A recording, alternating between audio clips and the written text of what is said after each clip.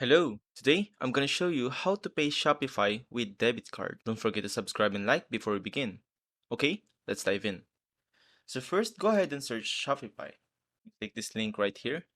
And here, as you can see, we can sign in their website right here. So what we're going to do is search Shopify sign in like this. And then click on the first link. And once you're here, at the top right corner, go ahead and tap on login.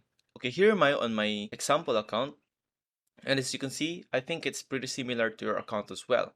So in order to add debit card in your Shopify, go ahead and tap on settings at the lower left corner. And then once you're here on the left corner, go ahead and tap on billing. And here you can see add payment method.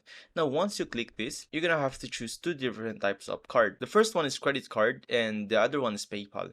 Now if you have credit card, you can input your data in here and then you can pay through your credit card. But if you don't want that and you want PayPal, then you can just put PayPal here and then connect your PayPal by clicking this link right here. Then just follow the on-screen instruction until your PayPal is connected. And once you've done that, you've successfully linked your card in your Shopify. Now you can use this to pay for something else and buy some things that you want. So I hope this one helps. See you guys on the next one. Thanks for watching.